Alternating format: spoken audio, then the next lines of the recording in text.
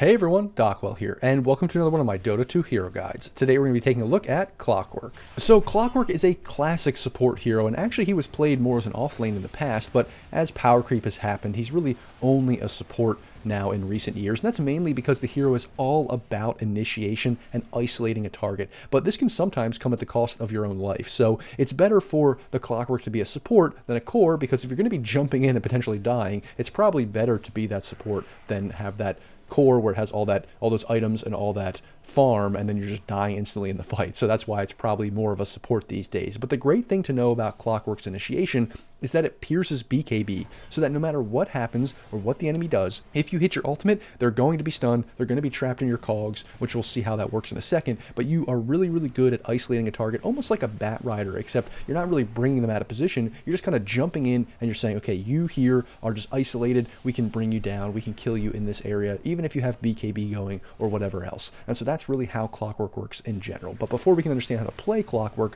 we have to take a look at his abilities. Now, before we jump into the abilities, we're going to take a look at the facets and the passive here. So the two facets that this hero has currently are Hookup and Expanded Armature, and Hookup is one that's not really used all that much these days. Who knows, maybe they'll buff it in the future, but this is more of like a save, so it turns his hook shot into a save, and we'll look at the hook shot later, obviously. But it basically makes this hero have a lower cooldown for his ultimate, and when you hit allies, it just like gives a shield and stuff like that. But that's not really one that people are using as much. People are using this Expanded Armature one, which makes cogs have a larger radius. So I'll actually show you both the different kinds of cogs, but this one is used primarily because it's really, really good. Compared to just the like smaller radius cogs that has been the typical standard for this hero. So I'll kind of show you both of these, but this is going to be the one you're using probably most of all these days, and I'll show you why once we get into looking at cogs and how you actually use that ability. But then there's also the passive, and the passive is pretty straightforward, pretty simple. Clockwerk's outgoing damage increases by 0.3% per point of armor. And so this hero obviously wants to get pretty tanky, because obviously you're jumping in, you're initiating with your abilities, and you're going to be like a frontliner. You're a pretty tanky hero. So getting armor is really important on the hero, which is good because then obviously this also increases your damage. Now the thing about it is, unlike a lot of other heroes or a lot of other abilities that allow you to scale like infinitely in the game, you know, like Slark or Legion Commander or Pudge, this is like a passive that's not really going to scale infinitely, because there's only a limited amount of armor that you can really realistically get in the game. And so it's one of those things that, yes, you are going to be doing more damage, but it's really not infinite, and you can only scale to a certain extent. But it is still pretty good because you do a decent amount of damage with some of your abilities. So that's the passive, and those are the facets. Now let's jump in and take a look at his other abilities.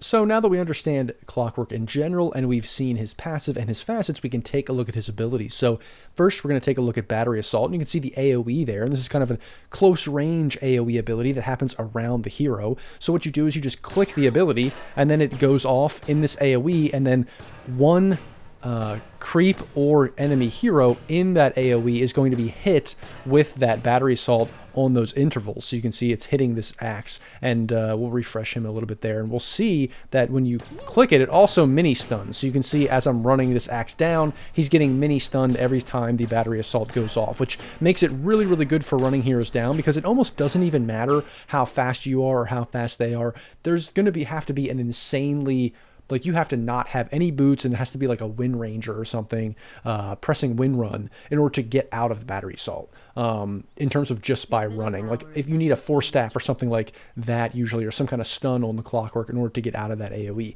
Now the big thing about that is too, is it only hits one, normally it only hits one hero. So if I just spawn like another axe here and I press this ability, you can see it's only going to hit one of those randomly in the AoE. And so this is important because it is important to use this usually when there's only one hero in an AoE, or maybe two heroes is fine, but you don't want to really use it next to a creep wave or creeps unless you're trying to farm those creeps, obviously. So in the laning stage, you know, you're not just going to run at the carry or whatever in the creep wave and use Battery Assault, because that's really not going to do much. They're probably barely going to take any harass, if any at all.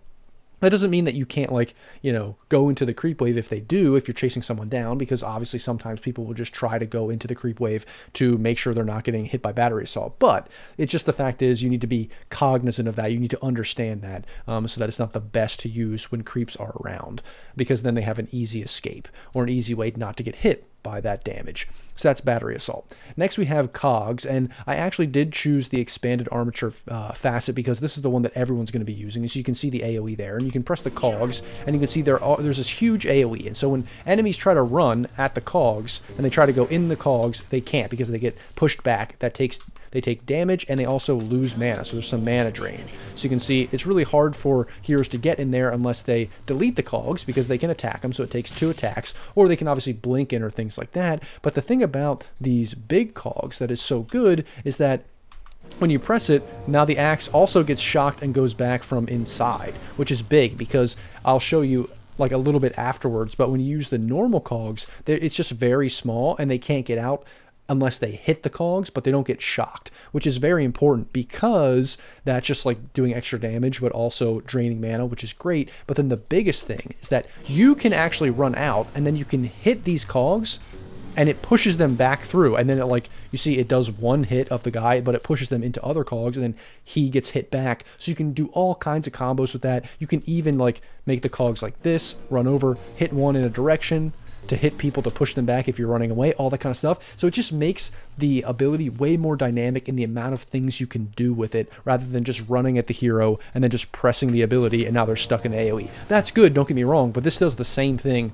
but just better in a lot of different ways. So really the only downside to this is if someone has BKB in your normal Cogs, they have to actually hit the Cogs to get out of them because they're kind of physically trapped, where this one they can just run out, but that's really the only difference, the only downside. Then next we have a Rocket Flare, which is a pretty straightforward ability, but actually it's kind of deceiving because this ability can give you a lot of damage throughout the entire game, and sometimes you'll see that Clockwerks have like an insanely high damage amount at the end of the game because they use so much Rocket Flare, because it's a relatively low cooldown spell, but you pretty much want to be using it almost off cooldown all the time to push waves and things like that. And what this does is you actually can just press it, and it's a global ability, and it gives vision. So I can actually shoot the Rocket Flare all the way over there, and it takes some time for it to travel in that direction, so it's not like instant, but then once it does, it pops and you get vision in that AoE, and it does damage to the creeps. You can see, let's just shoot it over there. I can actually get last hits like you just saw with that ranged creep, and I can push waves with it.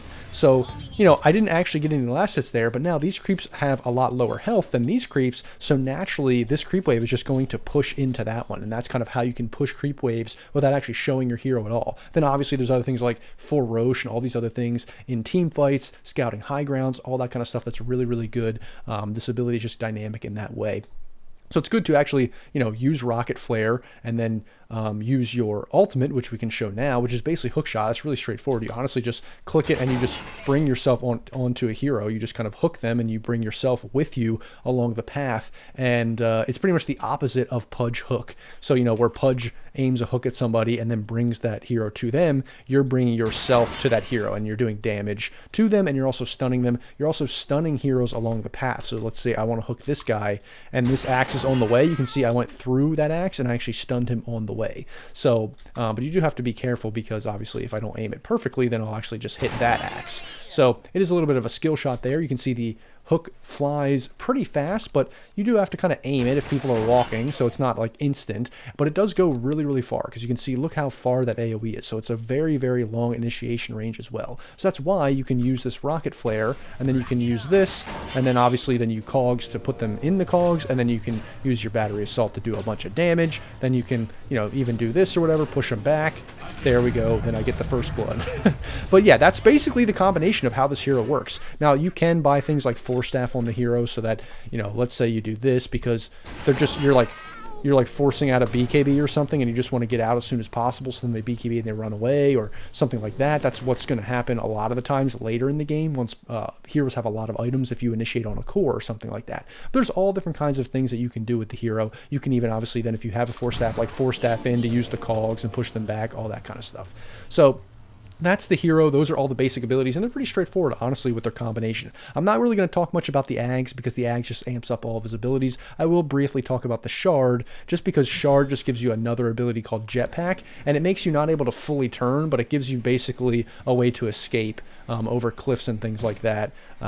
So it's another good added part of his ability, like when you jump in and hook people, cogsing them and all that kind of stuff. It's just a little bit of an added way to survive, because you are jumping in. Yes, you're tanky, but people are going to turn on you and try to kill you when you do all of that. So it's a natural way to give this hero some more survivability. So that is Clockwerk. Those are his abilities, and let's jump into a game and see how he's played. So Clockwerk's laning stage is all about the battery assault. Basically, you want to run people down with the battery assault like I talked about, and the only real counter is to run into a creep wave, because like I said, the battery assault only hits one target. So if there's creeps around, there's enemy creeps or whatever, or neutral creeps, then they can kind of get away because they're not going to be slowed or stunned every time. It's a little bit of luck, obviously, because it's just a random hero in that AoE. That's the main way to counter it, or just not get in melee range of the Clockwerk in general. So you're going to know that the enemy should, understand what you're going to try to do, so they probably won't get into melee range of you early on if they know like that you're coming. So you need to use the trees and vision and that kind of stuff to kind of wrap around and catch people out. Or maybe you are doing something where the support is trying to ward the camp, or you're trying to de-ward or whatever. You can usually use that to your advantage because they're away from the creep waves. Maybe the creeps haven't spawned yet.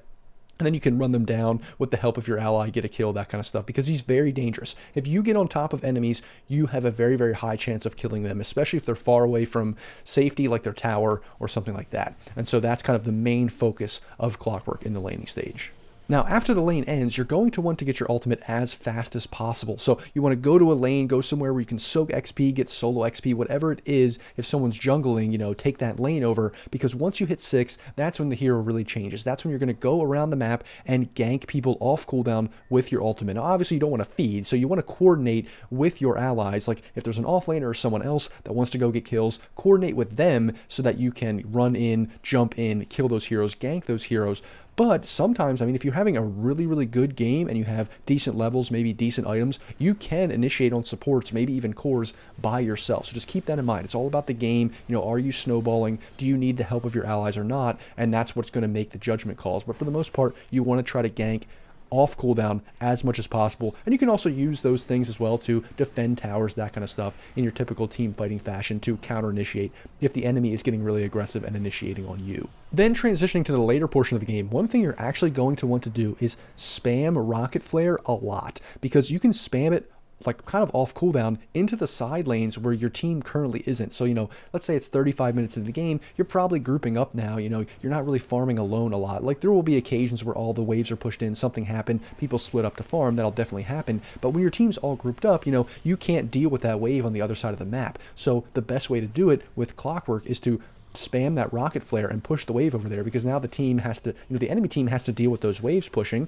Yeah, you might not be securing last hits, but you're pushing the wave, which is really great. The other thing you're doing is when you're smoking or whatever, you're setting up to try to find somebody, to try to gank somebody later in the game. Use your rocket flare. It's honestly one of the most important abilities on this hero. Even though it's kind of like a weird ability, doesn't really synergize with the other abilities, it can be one of the best abilities. It can do actually some of the most damage of all your abilities, because you're going to be spamming it a lot. You're going to be hitting people that are farming creep waves. You're going to be using it to scout people in Roche or wherever else. It's probably one of the best abilities of the hero, just because of what it gives for that team fight later in the game, and scales like pretty much, even though the damage isn't scaling, it scales just in its usefulness throughout the entire game. And then in late game team fights, the main skill of the hero is to understand who you're going to initiate on, and whether you're going to initiate to start the fight or counter initiate if the enemy is initiating. It's all about matchups in that case, because let's just say sometimes you're the only melee hero, you're the only initiation on your team, and you're just relied upon to go in. Sometimes that means going on the target, figuring out who's best to initiate on, catching them out, isolating them. Maybe you die in return because the enemy turns on you, but you kill their